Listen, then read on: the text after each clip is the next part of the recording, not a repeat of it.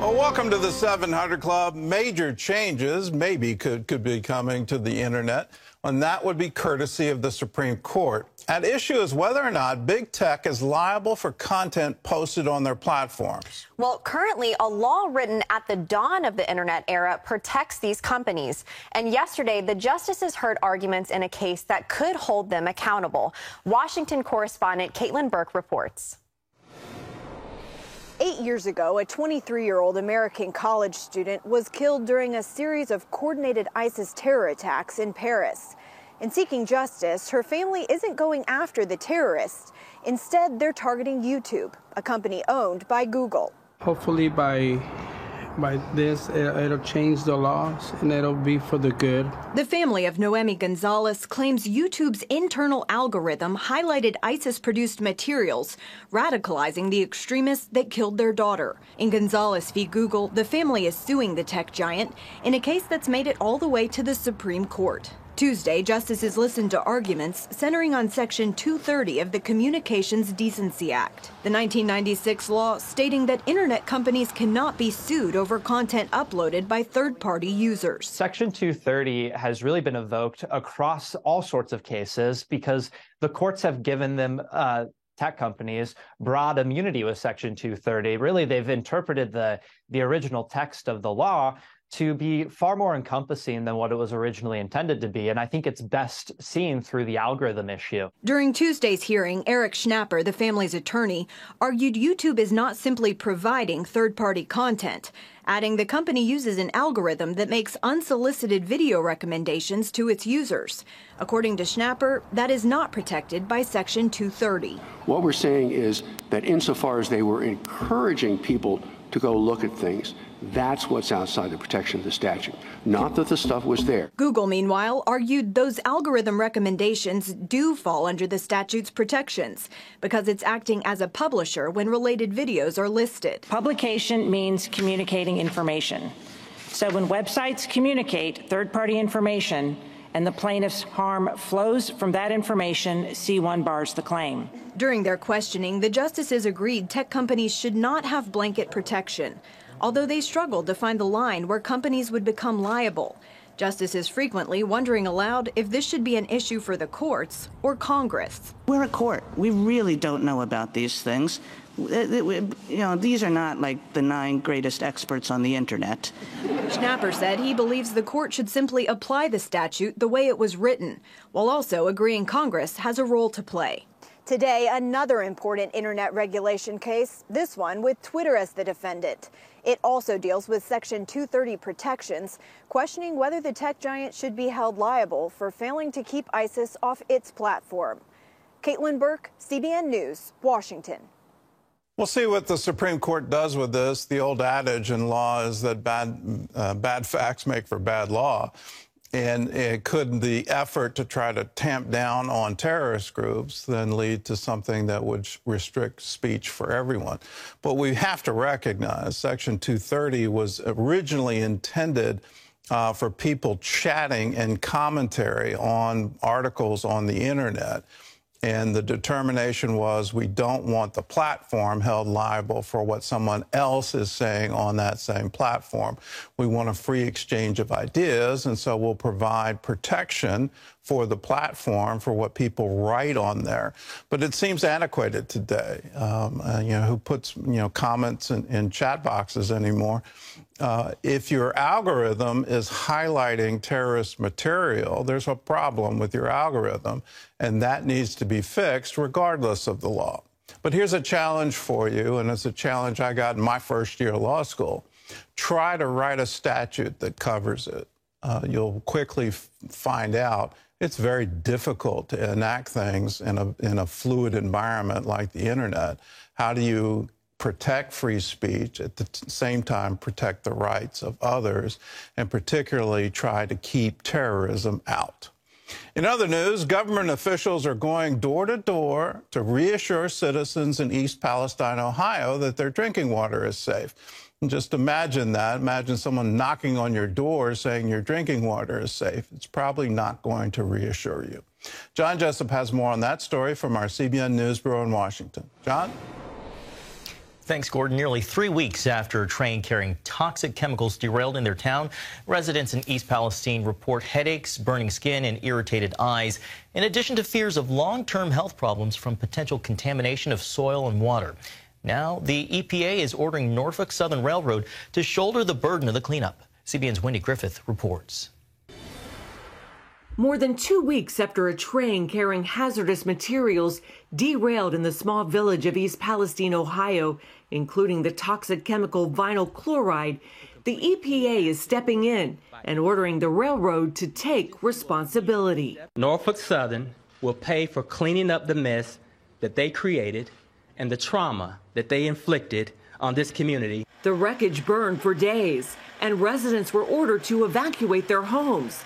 Now they're reporting health problems, including skin, eye, and throat irritation. Our face has been burning, headaches, massive, almost passing out. This church has been turned into a health clinic where people can be seen by nurses and toxicologists. Residents are also concerned about the drinking water. Ohio Governor Mike DeWine and a top EPA official going house to house to reassure citizens. So it's safe to drink the water? Water's safe. Some local farmers worry about how the toxic plume of smoke from a controlled release might affect their crops. I'm concerned for what could be the toxicity of my soil, and does that indicate how we can plant this spring? Transportation Secretary Pete Buttigieg says he'll visit the town and announce new measures to protect against more train derailments. We are pushing forward a 3-part drive on rail safety. Things that we're doing at the Department of Transportation to raise the bar, things that we need help from Congress to do in order to hold rail companies accountable. Norfolk Southern says 4,500 cubic yards of contaminated soil and 1.5 million gallons of contaminated water have been removed from the site. The company is vowing to do whatever it takes to make things right with the community, including putting $1 million in a recovery fund for residents. Former President Donald Trump plans to visit the Ohio town today, and celebrity environmental advocate Aaron Brockovich will host a town hall meeting this Friday as residents there continue to recover. Wendy Griffith, CBN News. All right, thank you, Wendy.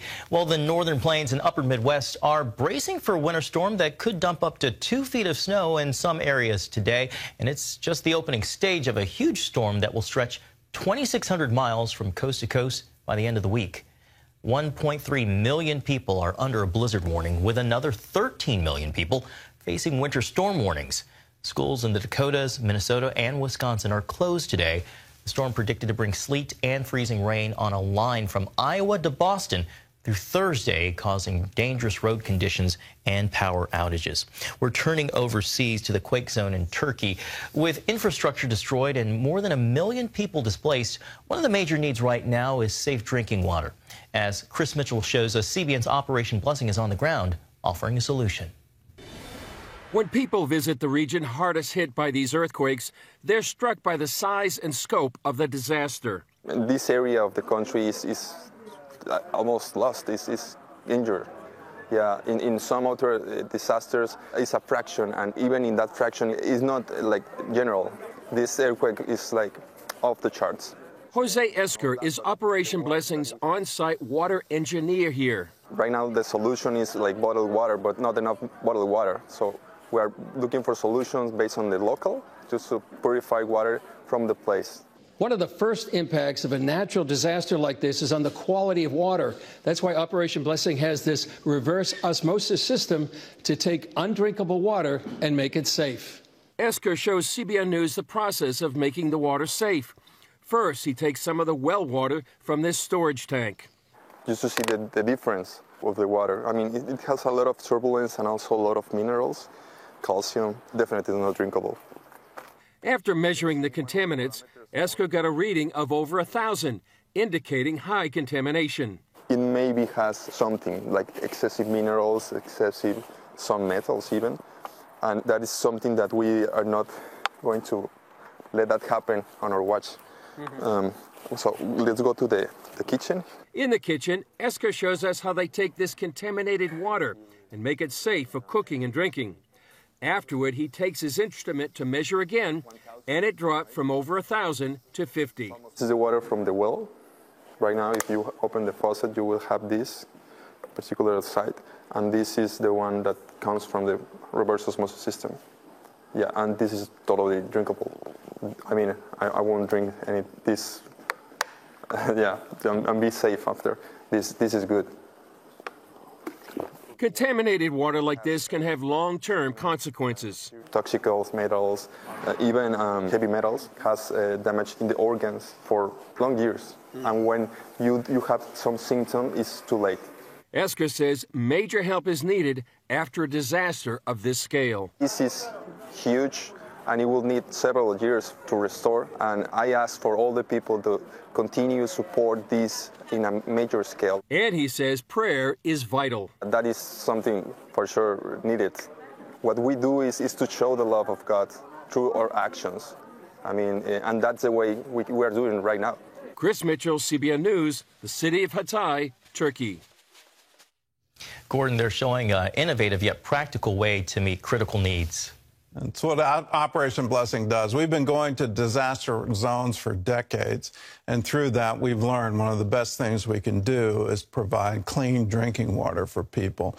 That's why we have water experts on part of the disaster recovery scene, and you just saw one of them in action in your name in Turkey. If you're part of the Operation Blessing Disaster Relief Fund, you're part of that outreach. If you're not part, if you haven't been giving to it, I invite you to right now. There are millions of people affected by this earthquake. It's 300 miles long. People are displaced. They're worried about aftershocks, further earthquakes. The buildings aren't safe to live in. How do they get food? How do they get shelter? How do they get clean water? Well, we want to be there for those who are in need, and we're there in your name. So if you want to help, give us a call, 1-800-700-7000. Just say, I want to give to the Operation Blessing Disaster Relief Fund. You can write a check to us and send it to CBN Center, Virginia Beach, Virginia, 23463.